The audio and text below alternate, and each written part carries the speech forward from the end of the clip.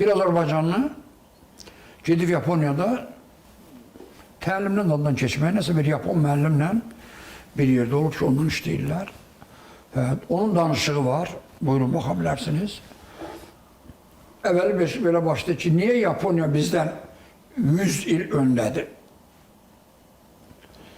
Deyir, bu müəllimlə tanış olduq, görüşdük, həm dil öyrənəm, İngilizcə, həm praktikum öyrənəm, dost olmuşuq da belə yollaşa. Söhbət eləyir, mən buna dedim ki, deyir, niyə sizin ölkənizdə müəllim günü bayram edilmir? Dedi ki, deyir, bizim ölkədə müəllim günü deyilən belə bir gün yoxdur, nə ehtiyac var ki ona? Dedim, deyir, şimdi səndən danışsam, bizim ölkədə müəllim günü, tək bizim ölkədə yox, beynəlxalq gündür, o gün təntənə ilə qeyd olunur, müəllimlərə mükafat verilir, orden, medallar verilir və s. və axı, belə danışdım, deyir. Dedi, yox, bizim ölkədə elə bir şey yoxdur. Bir gün, deyir, elə oldu ki, bu məni evinə dəvət elədi. Və bizim olduğumuz yerdən ondan evinə qədər xeyli məsafə var idi, deyir. Bununla deyir, metroya minməli olduq Tokyoda.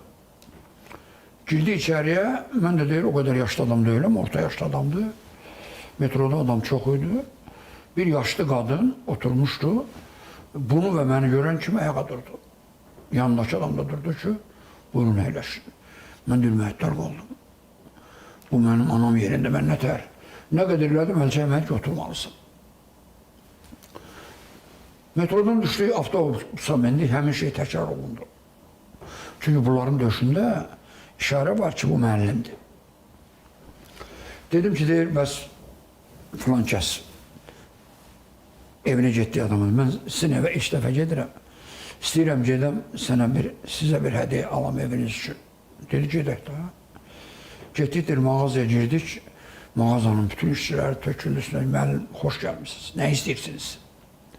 Yəni, müəllim belə hörmətlə.